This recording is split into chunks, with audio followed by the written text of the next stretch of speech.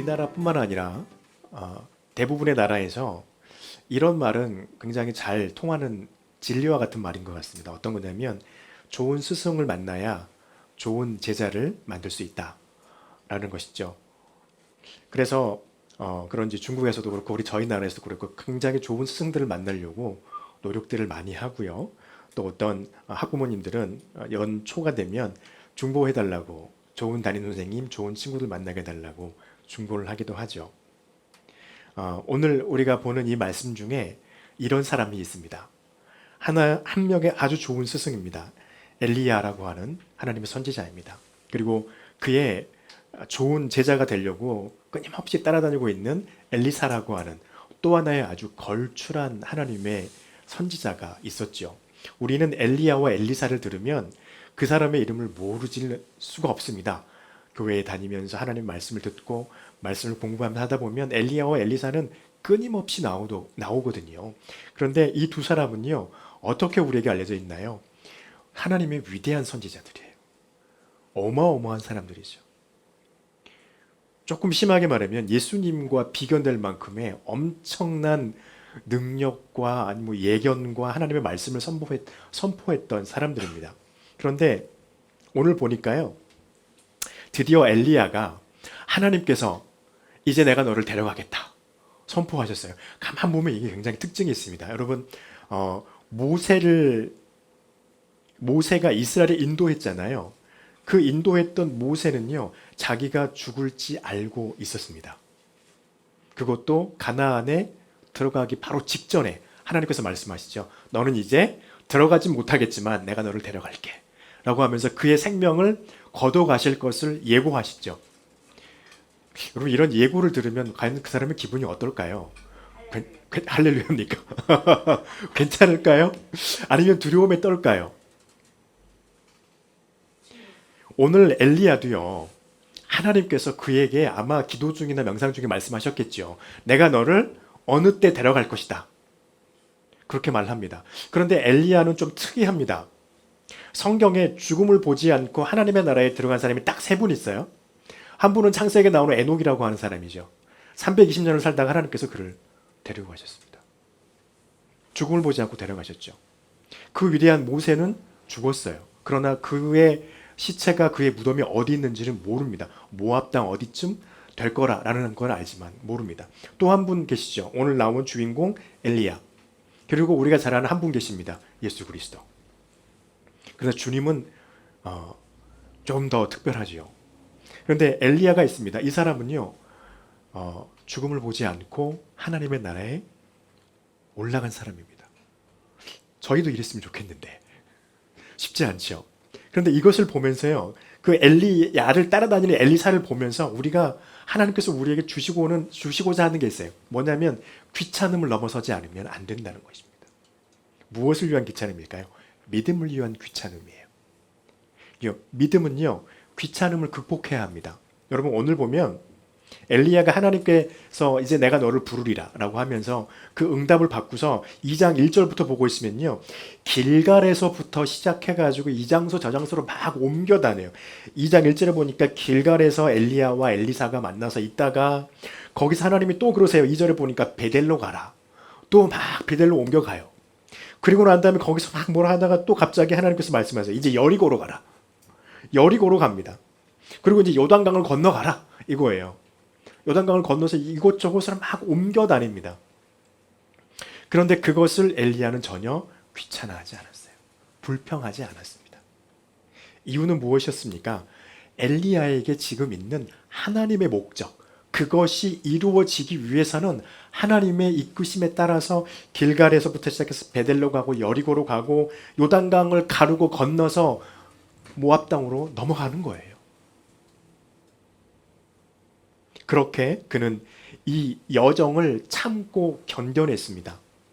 하나님께서 자기를 부를 거라고 했지만 길갈에서 베델로 가고 베델에서 여리고로 가고 여리고에서 요단 건너서 모압 땅으로 넘어가는 게 우리가 가는 것처럼 무슨 차 타고 가는 것도 아니고 가까운 거리를 걸어 다니는 것도 아니고 굉장히 먼 거리를 걷고 더위를 견뎌야 하고 그 고생과 그 피곤함을 견디지 않으면 그곳으로 갈 수가 없었던 것입니다. 근데 그렇게 견디면서 그 여정을 걸어가고 있습니다. 그리고 나서 결국에는 하나님의 목적이 엘리야에게 이루어지는 것을 우리가 말씀을 통해서 볼 수 있게 되어지죠. 근데 여기서 엘리사가 또 귀찮음을 극복하는 게 또 보입니다. 엘리야가 엘리사한테 매번 갈 때마다 뭐라 그러냐면요, 이제 나에서부터 멀어져라 이렇게 말해요. 그랬더니 엘리사가 뭐라고 합니까? 2절에서 보니까 여호와께서 살아계심과 당신의 영혼이 살아있음을 두고 맹세하노니 내가 당신을 떠나지 아니하겠나이다. 안 가겠다는 거예요. 엘리야는 약간 좀 귀찮은 것 같아요. 이제 하나님이 언제 데려갈지 모르는데 자꾸 엘리사가 제자가 따라와가지고 옆에서 자꾸 막 따라다니니까 야 이제 그냥 와, 그만 와. 하나님 나 데려갈지 안 데려갈지 언제 데려갈지 모르니까 그만 와라. 그랬더니 엘리사는 그렇게 말하는 거예요. 한 번 말하는 게 아니에요. 4절에서 또 말해요. 그리고 6절에서도 또 말해요. 똑같은 말을 합니다. 여호와의 살아계심과 당신의 영혼이 살아있는 것을 두고 맹세하노니 내가 절대로 당신 옆을 떠나지 않겠습니다. 이것은요, 뭐가 되냐면요, 엘리야의 목적, 엘리사가 가지고 있는 목적이 있었다는 것입니다. 엘리야가 하나님께로부터 올라가는 것을 반드시 봐야겠다는 거예요.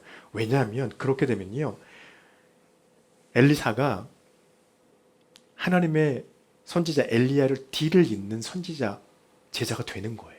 그것을 보게 되면 이것이 엘리야의 목적이었습니다. 거기에 보니까 말씀 보니까요, 7절에 보니까요, 선지자의 제자 50명이 더 있었어요.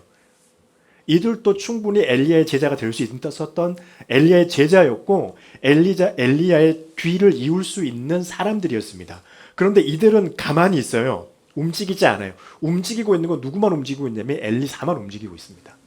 엘리사가 엘리야 옆에 딱 붙어가지고 절대 떨어지지 껌땅치 같이 안 떨어지고 계속 따라다녀요. 그러면서 하는 말은 뭐냐면 당신이 내게 하나님께서 베푸셨던 그 역사의 곱절이나 되는 역사로 내가 할 수 있도록 해주십시오. 그것을 기도하면서 그것을 고백하면서 바라면서 엘리야 옆을 떠나지 않고 지켜봅니다. 그리고 그가 무엇을 하기 위한 것이었냐면요, 증인이 되기 위해서 했던 거예요. 여기서 마찬가지입니다. 믿음은요, 목표가 있어야 되는데 믿음의 목표는 하나님의 일을 하는 것입니다. 믿음의 목표는요, 우리가 거룩해지려고 하는 것도 아니에요. 우리가 어떤 칭송이나 명예를 얻기 위해서 믿음을 갖는 것도 아닙니다. 하나님으로부터 어떤 큰 능력을 받는 은사를 받아서 그 은사와 능력을 행하기 위한 것도 믿음의 목표는 아니에요. 믿음의 목표는 무엇이냐면요, 하나님의 일을 하는 것입니다. 엘리야의 목적은 무엇이었습니까?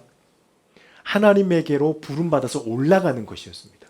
그래서 그는 이곳저곳으로 다녔고, 그리고 또 하나의 목표는 뭐냐면요, 자신의 후계를 세우는 것이에요.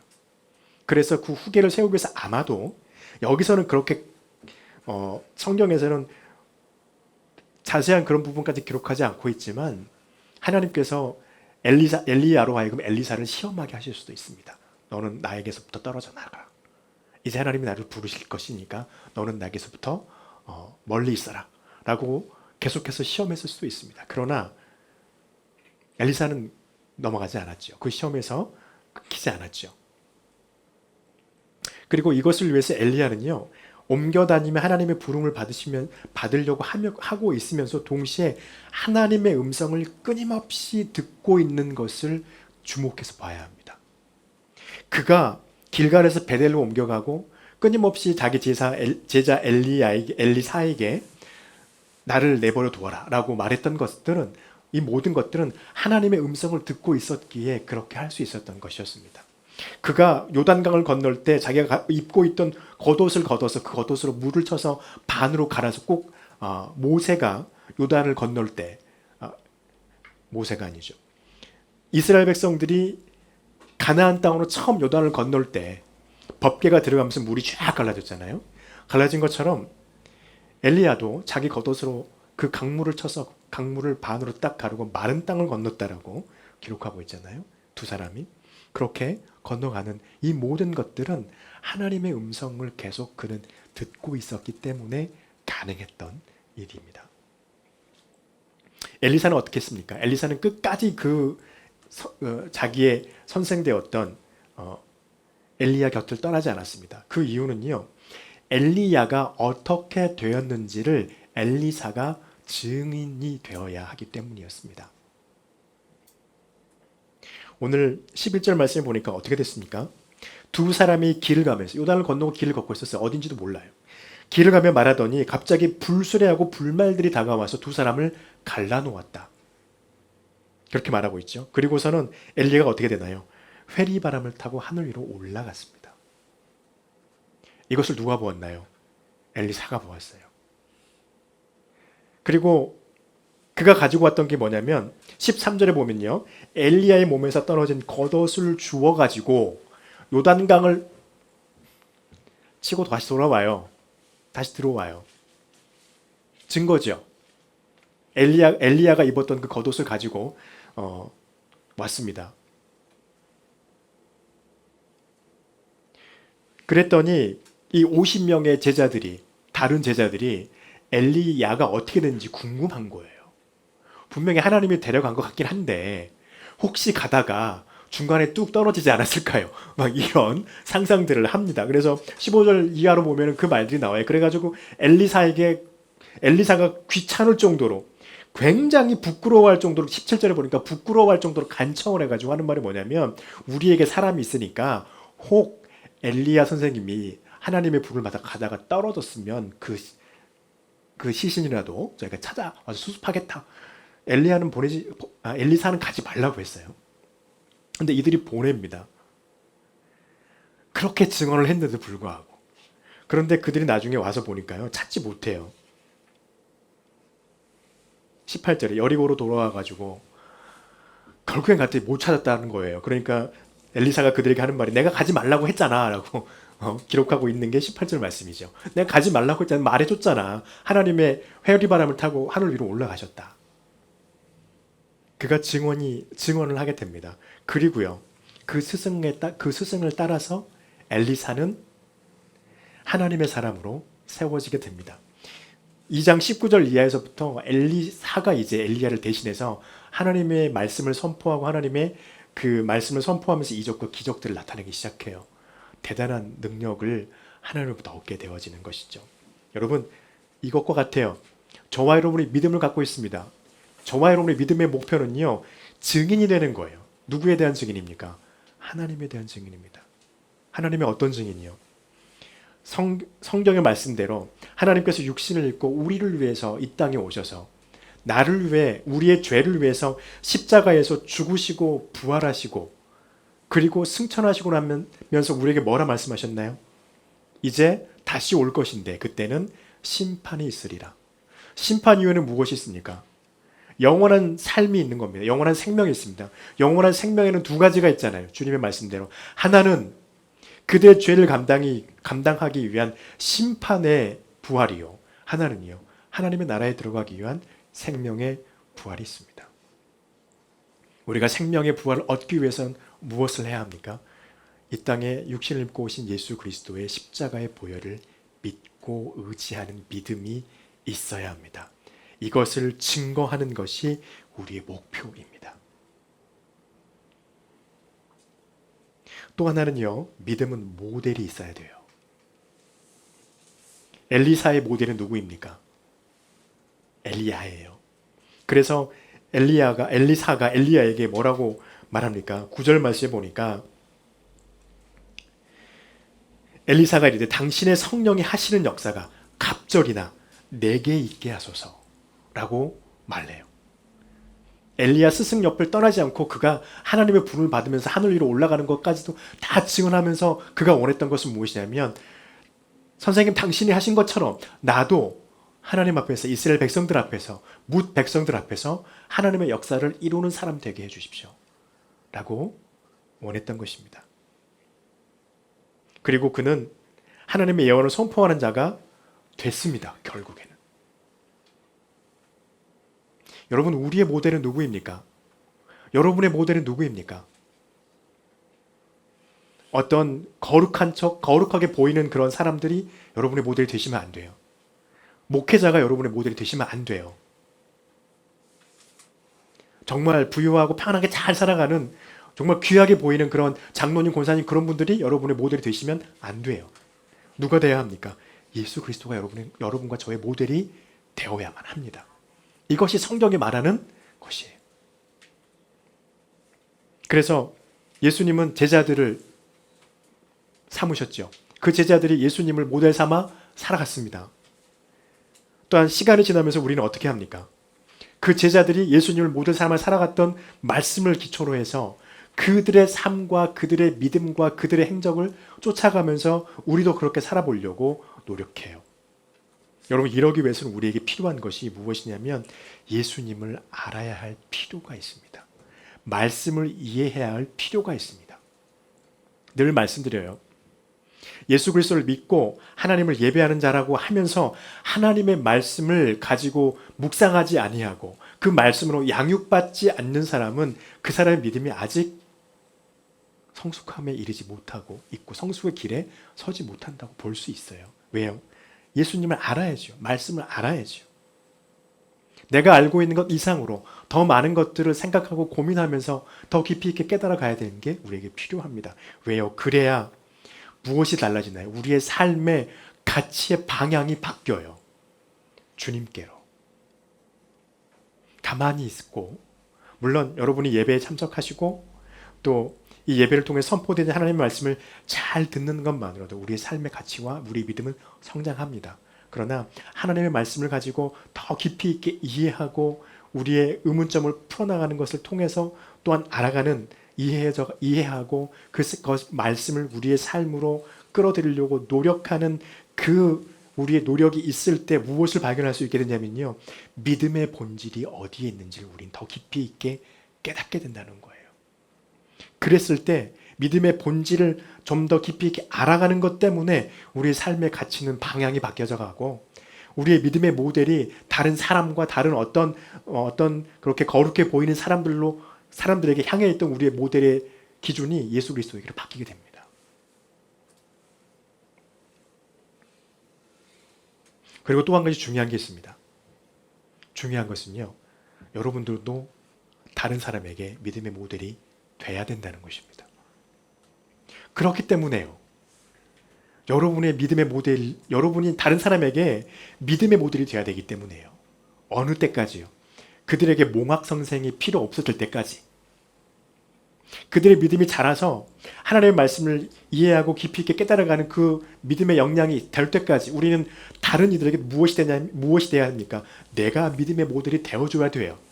그렇기 때문에 우리에게 필요한 게 뭡니까? 나의 믿음의 모델이 정확해야 되는 거예요. 나의 믿음이 성장해 있고 성숙해 있어야만 하는 것입니다. 그러면 우리가 다른 사람의 모델이 되어졌을 때 나를 보고 따라오는 그들도 내가 주님을 바라보고 가고 있는 것처럼 그들도 그들의 모델을, 그들의 길을 주님에게로 잡아줄 수 있게 되기 때문입니다.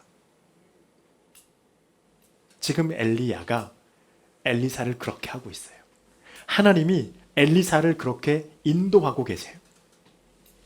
주님이 주님의 제자를 그렇게 인도하셨듯이 그 제자들의 행적과 주님의 행적을 가지고 우리 하나님의 말씀을 통해서 우리가 우리의 기준과 우리의 믿음의 목표를 잡아가서 그 길로 걸어가고 있는 것과 같습니다.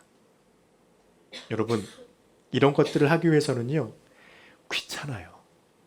굉장히 귀찮아요. 힘도 많이 써야 하고요. 때로는 시간도 많이 드려야 하고요. 때로는 우리의 물질도 하나님께 드려야 합니다. 근데 여러분, 우리의 믿음이 하나님 앞에서 그리스도를 향한 목표로 잘 가기 위해서는 지금 스승을 잘 만난 엘리사와 같이 우리의 믿음의 귀찮음을 극복하고 우리의 믿음의 목표는 하나님의 일을 하는 것이요. 또한 우리의 믿음의 모델은 예수 그리스도로 확정되어져서 그 믿음으로 나아가는 저와 여러분 되시기를 간절히 축복합니다. 기도하겠습니다.